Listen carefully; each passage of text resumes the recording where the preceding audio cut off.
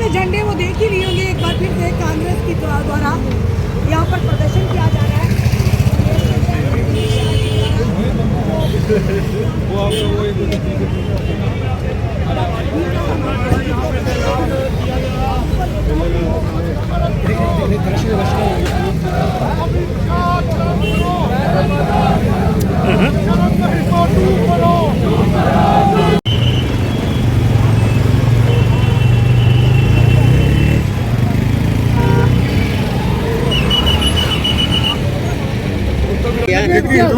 खुद जिंदाबाद Indian national Congress जिंदाबाद इंडियन नेशनल कांग्रेस जिंदाबाद राहुल गांधी आगे बढ़ो, हम तुम्हारे साथ हैं, राहुल गांधी आगे बढ़ो, हम तुम्हारे साथ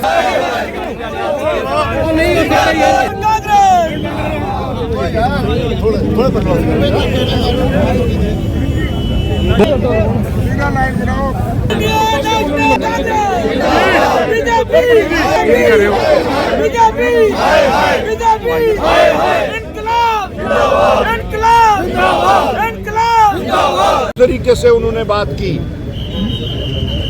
वो सही तरीका नहीं था। लिहाजा हम डिमांड करते हैं प्राइम मिनिस्टर साहब से कि आप प्रोटेस्ट कर रहा है। आपने देखा कि इन प्रोटेस्ट के नतीजे में कांग्रेस के 2 कारकुन भी शहीद हो गए। तो वो शहादत जो है वो किसी ऐसे छोटे इशू के वास्ते उन्होंने नहीं दी, और न ही उनकी शहादत कांग्रेस का कन्याकुमारी से कश्मीर तक जितने कारकुन हैं वो ज़ाया होने देंगे। इशू बहुत बड़ा है, इशू मुल्क की सालमियत का है। आज मुल्क की सालमियत खतरे में है। आज मुल्क को जिस रास्ते पर लगाया जा रहा है, जो इश्यूज को वो डाइवर्शन दे रहे हैं, नॉन इश्यूज को वो उभार रहे हैं।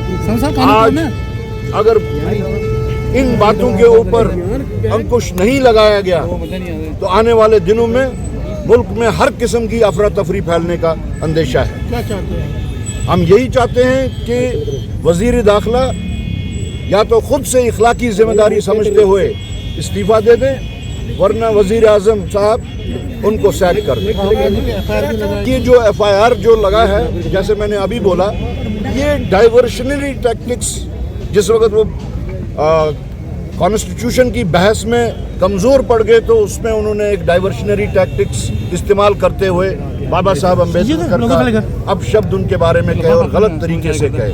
जब उसमें वो कमज़ोर पड़ गए तो उन्होंने एक और डाइवर्शन दे दिया MPs के जरिए में, वो जो इन लोगों को, हमारी लीडरशिप को, खड़गे जी हों, प्रियंका जी हों, उनको पार्लियामेंट में घुसने से रोक दिया, और उसके साथ साथ धक्कम धुक्का की गई। आज खड़गे जी जिस उम्र के हैं उनके साथ में उस तरीके से करना, वो भी जख्मी हुए हैं, उसकी भी ये कंप्लेंट गई है। लेकिन जो उन्होंने राहुल गांधी जी के खिलाफ FIR, बेबुनियाद FIR लॉन्च किया है, वो बहुत ही एक घिनौनी साजिश के तहत किया गया है, जिसके तहत वो शायद ये चाहते हैं कि पूरा मुल्क में अफरा तफरी हो। हम उसके खिलाफ भी संगीन अल्फाज में प्रोटेस्ट करते हैं। सर, आपने क्या चाहते हैं कि मुल्क के सामने सेंसिटिव इश्यूज हैं, उनको डाइवर्शन देने की कोशिश की जा रही है। पहले कॉन्स्टिट्यूशन के ऊपर बहस हो रही थी, जिस वक्त बीजेपी कमज़ोर दिखी अपने आर्ग्यूमेंट्स में, अपनी एक्सप्लेनेशंस में कि कॉन्स्टिट्यूशन के साथ ये क्यों हो रहा है, क्यों वन नेशन वन इलेक्शन के बारे में जो उनके दलाइल थी वो कमज़ोर पड़ती गई, तो उन्होंने डाइवर्शन दे दिया बजरिए होम मिनिस्टर साहब के, जो उन्होंने अब शब्द इस्तेमाल किए बाबा साहब अम्बेडकर के ख़िलाफ़।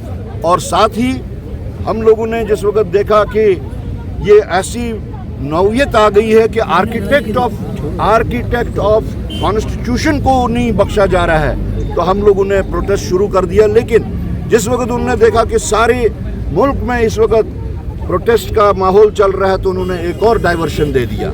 वो जो हमारी लीडरशिप के साथ उन्होंने गलत तरीके से व्यवहार जो किया, और बाद में राहुल जी के खिलाफ जो उन्होंने FIR, बेबुनियाद FIR जो लॉन्च किया। तो कहने का मतलब ये है, इस वक्त का जो माहौल इस वक्त जो बीजेपी ने क्रिएट किया है, वो ये है कि असल मुद्दे जो हैं उन मुद्दों से कैसे लोगों को डाइवर्ट किया जाए, उनका माइंड डाइवर्ट किया जाए। और डाइवर्ट अगर वो करने में कामयाब हो रहे हैं तो लेकिन उनको ये ख्याल रहना चाहिए कि पूरे मुल्क में जो एक आग लगा रहे हैं वो शायद कल को उनके कंट्रोल में ना रहे। तो हमारी मांग है कि अगर अमित शाह जी अपनी इखलाकी जिम्मेदारी खुद से समझते हुए रिज़ाइन करते हैं तो ठीक है, वरना प्राइम मिनिस्टर साहब को अगर वो चाहते हैं कि मुल्क के हालात ख़राब ना हो, उनको होम मिनिस्टर साहब को सैक कर देना चाहिए। ये हमारी